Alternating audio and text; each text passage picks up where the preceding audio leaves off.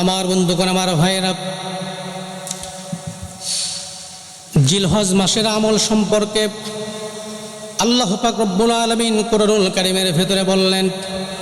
আল্লাহ পাক রব্বুল আলামিন সূরা ফজর নামে একটি সূরা নাজিল করে দিয়ে বললেন, ওয়াল ফাজরি ওয়া লায়ালিন আশরি ওয়াশ-শাফঈ ওয়াল ওয়াতর ওয়াল লাইলি ইযা ইয়াসরিন হাল ফি যালিকা কসামুন লিযী হিজর। আল্লাহ পাক রব্বুল আলামিন এখানে কসম করেছেন ফজরের কসম, ওয়াল ফাজরি ফজরের কসম, ওয়া লায়ালিন আশরিন এবং 10 রাতের কসম, ওয়াশ-শাফঈ ওয়াল ওয়াতর এবং জোর এবং বিজোরের কসম, ওয়াল লাইলি ইযা ইয়াসরিন এবং রাতের যখন তা আগত হয়। এই জন্য আমার আল্লাহ পাক রব্বুল আলামিন সূরা ফজরে কসম করেছেন ফজরের কসম, 10 রাতের কসম, জোর এবং বিজোরের কসম এবং রাতের শুরুর কসম, রাতের মাঝের কসম, রাতের শেষের কসম। আল্লাহ পাক রব্বুল আলামিনের কথার গুরুত্ব কথা বলুন তো দেখে আসে না নাই? আল্লাহর কথা বুঝাইতে গিয়ে কোনো কসম করার দরকার নাই। আমার আল্লাহ পাক রব্বুল আলামিন বলেন, আমার কথাই হলো ফাইনাল কথা, আল্লাহর কথাই হলো ফরজ কথা। কথা বলুন ঠিক কিনা আমার ভাইরা? এই জন্য আল্লাহ পাক রব্বুল আলামিন কসম করে কি বুঝাইতে যাচ্ছেন? কসম করে আল্লাহ পাক রব্বুল আলামিন বুঝাইতে যাচ্ছেন এই জিলহজ মাসের 10 দিনের গুরুত্ব আর অন্যান্য মাসের গুরুত্ব কখনো এক হতে পারে না। কথা বলুন ঠিক কিনা প্রিয় ভাইরা? এই জন্য আমার বন্ধুগণ, সূরা ফজরের 2 নম্বর আয়াতের তাফসীর যিনি করেছেন ওয়ালায়ালিন আশরিন, এই তাফসীর যিনারা করেছেন সারা পৃথিবীর যত মুফাসসির আছে সমস্ত মুফাসসিরদের বড় মুফাসসির হলো আব্দুল্লাহ ইবনে আব্বাস রাদিয়াল্লাহু তাআলা আনহু। এই আব্দুল্লাহ ইবনে আব্বাস রাদিয়াল্লাহু তাআলা আনহু বিশ্বনবীজির এমন একজন সাহাবী। এই আব্দুল্লাহ ইবনে আব্বাস রাদিয়াল্লাহু তাআলা আনহু বিশ্বনবীজির কাছে গিয়ে আমার রাসূলকে গিয়ে বলতেছেন, ইয়া রাসূলুল্লাহ, ইয়া হাবিবাল্লাহ, আপনি একটু আমার জন্য দোয়া করে দেন। আমার নবীজি ডাক দিয়ে বললেন, কি দোয়া করব তোমার জন্য বলো? আব্দুল্লাহ ইবনে আব্বাস বলেন, ইয়া রাসূলুল্লাহ, আমার কোনো কিছু মনে থাকে না, সুতরাং আপনি একটু আমার জন্য দোয়া করে দেন যেন আমি এই কুরআনুল কারীমের বড় একজন খাদেম হতে পারি, বড় একজন মুফাসসির হতে পারি এবং আমি যেন এই কুরআনুল কারীমের উপরে আমি যেন তাফসীর লিখতে পারি। ইয়া রাসূলুল্লাহ, আপনি একটু আমার জন্য দোয়া করে দেন। আমার ভাইরা, বিশ্বনবীজি আব্দুল্লাহ ইবনে আব্বাসকে ডাকলেন, ডাক দিয়ে বললেন, ওগো আব্দুল্লাহ ইবনে আব্বাস, তুমি আমার সামনে এসে বসে পড়ো। আমার ভাইরা, আব্দুল্লাহ ইবনে আব্বাস বিশ্বনবীজির সামনে বসে বললেন। আমার নবীজি তার মাথার উপরে হাত দিলেন। আমার নবীজি তার মাথার উপরে হাত দিয়ে তিনি বরকতের জন্য দোয়া করে দিলেন, আয় আল্লাহ তাআলা, আমার এই আব্দুল্লাহ ইবনে আব্বাসকে কবুল আর মঞ্জুর করো। আমার এই আব্দুল্লাহ ইবনে আব্বাস যেন কিয়ামত পর্যন্ত এই আব্দুল্লাহ ইবনে আব্বাসকে যেন সমস্ত মুফাসসির মানে জোরে বলুন সুবহানাল্লাহ। সেই আব্দুল্লাহ ইবনে আব্বাস তিনি সূরা ফজরের 2 নম্বর আয়াতে তাফসীর করেছেন। আব্দুল্লাহ ইবনে আব্বাসকে যারা মানবে না, কুরআনুল কারীমের তাফসীর তারা করতে পারবে না, মুফাসসির তারা হতেই পারে না। অবশ্যই আব্দুল্লাহ ইবনে আব্বাসের তাফসীর, আব্দুল্লাহ ইবনে আব্বাসের উক্তি অবশ্যই নিতে হবে। সেই আব্দুল্লাহ ইবনে আব্বাস বলেন, ওয়ালায়ালিন আশরিন, এই 10 রাতের শপথ বলতে গিয়ে আল্লাহ পাক রব্বুল আলামিন জিলহজ মাসে 10 দিনের কথা বলেছেন। জোরে বলুন সুবহানাল্লাহ। আমার ভাইরা, তাহলে এই 10 দিনের গুরুত্ব কম নাকি বেশি? ওই 10 দিনের আমল কি কি, ফজিলত কি কি আর আমল কি কি, আমার ভাইরা একটা করে আমি আপনাদের সামনে সংক্ষেপে বলছি, খেয়াল করেন।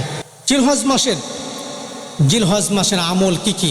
1 নম্বর আমল হলো আল্লাহ তাআলার জিকির করা। জোরে বলেন কি করা? আল্লাহ তাআলা জিকির করা। জিকির করা মানে আল্লাহকে স্মরণ করা। আমার ভাইরা, আমরা তো বুঝি যে জিকির করা মানে আল্লাহু আল্লাহু করা, জিকির করা মানে হু হু করা। এই জিকির করা মানে হু হু করা নয়। এখানে যে জিকির করা কথা বলা হয়েছে আল্লাহকে স্মরণ করা। আল্লাহকে স্মরণ করতে গিয়ে অনেক জাকেরান আছে যে অবৈধ টাকা ইনকাম করে এসে মসজিদে বসে জিকির করে। তার জিকিরের কোনো ফজিলত আছে নাকি? অনেক জিকিরকারী আছে মানুষ হত্যা করে এসে মসজিদে এসে জিকির করে। এই জিকির তার কোনো কাজে লাগবে? এই জিকিরের কোনো ফজিলত আছে না? আমার বন্ধুগণ, এখানে জিকির মানে আল্লাহকে স্মরণ করা। জিলহজ মাসের 1 নম্বর আমল হলো আল্লাহকে স্মরণ করা, আল্লাহ পাক রব্বুল আলামিনের জিকির করা। 2 নম্বর আমল হলো কোরআন তেলাওয়াত করা, দান সদকা করা, গরিব দুঃখী মানুষের কাছে গরিব দুঃখী মানুষকে সাহায্য সহযোগিতা করা। 3 নম্বর হলো গুনাহের কাজ অন্যান্য মাসে যা করেছেন এই মাসে তার থেকেও গুনাহের কাজ কমিয়ে দেওয়া। গুনাহের কাজ অন্য মাসে অনেক করেছেন, এই মাসে গুনাহের কাজ অবশ্যই অবশ্যই কমিয়ে দেওয়া। আমার ভাইরা 4 নম্বর আমল হলো হজ যাদের ফরজ হয়েছে অবশ্যই হজ করতে হবে। 5 নম্বর আমল হলো যাদের কোরবানি আল্লাহ পাক রব্বুল আলামিন যাদেরকে সামর্থ্য দিয়েছেন অবশ্যই তাদের কোরবানি অবশ্যই করতে হবে। 6 নম্বর আমল হলো যারা কোরবানি দিতে যারা কোরবানি দিয়েছেন যারা কোরবানি নিয়ত করেছেন অবশ্যই এই জিলহজ মাসের আগেই, এই চাঁদ ওঠার আগেই আপনারা আপনাদের নখগুলো কেটে ফেলবেন, এরপরে মাথার চুলগুলো কেটে ফেলবেন, অন্যান্য পশমগুলো কেটে ফেলে একদম পরিষ্কার করে, অর্থাৎ এই 1 তারিখ থেকে 10 তারিখ পর্যন্ত আর কোনো কাটাকাটি করা যাবে না। আমার ভাইরা, এটা একটা জয়ীফ হাদিস। বিশ্বনবীজির একজন সাহাবী ডাক দিয়ে বললেন, ইয়া রাসূলুল্লাহ, এটা হলো কুরবানি যারা করে তাদের ব্যাপারে বললেন, আর যারা কুরবানি করে না তাদের ব্যাপারে কি বলবেন? আমার ভাইয়েরা, তাদেরকেও হতাশ করেন নাই। যারা কোরবানি দিতে পারবে না, যাদের সমর্থ আল্লাহ পাক রব্বুল আলামিন করবে না, রাখবেন না, যাদের সমর্থ আল্লাহ পাক রব্বুল আলামিন দিবেন না, তারা যেন এই আমল করে।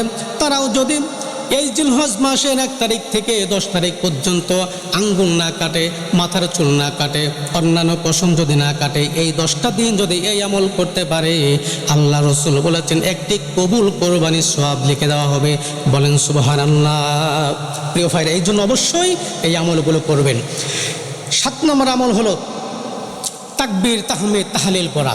তাকবীর তাহমিদ তাহলিল কি? তাকবীর মানে বেশি বেশি করে এই চাঁদ ওঠার সঙ্গে সঙ্গেই বেশি বেশি করে একটা তাকবীর বলা। তাকবীর হলো আল্লাহু আকবার, আল্লাহু আকবার, লা ইলাহা ইল্লাল্লাহু, আল্লাহু আকবার, আল্লাহু আকবার, ওয়ালিল্লাহিল হামদ। এই তাকবীর ঘরে বাইরে যেখানে যাবেন আপনি সেখানেই উচ্চ স্বরে আপনি পড়তে পারবেন। তাকবীরগুলো বেশি বেশি করে পড়া। এই ব্যাপারে একজন সাহাবীর কথা শোনাই। একজন সাহাবী ছিলেন, বাজারে গিয়ে উচ্চ স্বরে আওয়াজে তিনি বলতে থাকতেন, আল্লাহু আকবার, আল্লাহু আকবার, লা ইলাহা ইল্লাল্লাহু, আল্লাহু আকবার, আল্লাহু আকবার, ওয়ালিল্লাহিল হামদ। কিছু কিছু সাহাবা ইকরামরা ডাক দিয়ে বলেছিলেন যে, আল্লাহর প্রিয় সাহাবী, নবীর প্রিয় সাহাবী, শুনো, এই তাকবীর তো আমরা সবাই জানি। আমার ভাইরা, ওই সাহাবী বলেছিলেন যে, আল্লাহর নবীর সাহাবীরা, তোমরা জানো না এই তাকবীরটা হলো এমন একটা তাকবীর, এই তাকবীর দিলে মনের যত অশান্তি আছে, যত জ্বালা আছে, সমস্ত অশান্তি, জ্বালা, দুঃখ, দুর্দশা আল্লাহ পাক রব্বুল আলামিন নিমেষের ভিতরেই তা দূর করে দেবেন। বলেন আল্লাহু আকবার। প্রিয় ভাইরা, এই জন্য ঈমান আছে যার, এই তাকবীর যদি বেশি বেশি কেউ যদি পড়ে, অবশ্যই তার ঈমানের ভিতরে আল্লাহ পাক রব্বুল আলামিন বরকত দান করবেন এবং তার ঈমানটা স্বচ্ছ ঈমান হবে। জোরে বলুন সুবহানাল্লাহ। প্রিয় ভাইরা, এই জন্য এই তাকবীরগুলো বেশি বেশি পড়া। এরপর 8 নম্বর আমল হলো সিয়াম পালন করা। বিশেষ করে 9 জিলহজ আরাফাতের দিনে যে সিয়াম আছে, যে রোজা আছে, এই রোজাটা অবশ্যই অবশ্যই পালন করা। বিশ্বনবীজি বলেছেন যে এই আরাফাত দিবসের রোজা আমি নবীজি আশা করি কোনো ব্যক্তি যদি আরাফাত দিবসের রোজা রাখতে পারে, আল্লাহ পাক রব্বুল আলামিন তার অতীত 2 বছরের গুনাহগুলো মাফ করে দিবেন। 1 বছর আগের গুনাহ এবং 1 বছরের পরের গুনাহ আল্লাহ পাক রব্বুল আলামিন মাফ করে দিবেন। বলেন সুবহানাল্লাহ। আমার ভাইরা, এই যে আমলের কথাগুলো বললাম, অবশ্যই এই আমলগুলো করার দরকার আছে না নাই? আমার ভাইরা, অবশ্যই অবশ্যই করতে হবে। পাশাপাশি আমলগুলো করে কুরবানির জন্য আগাম প্রস্তুতি আমাদেরকে অবশ্যই নেওয়া দরকার। কথা বলুন, তাদেরকে আছে না নাই? আল্লাহ পাক তৌফিক দান করুক। বলেন আমিন।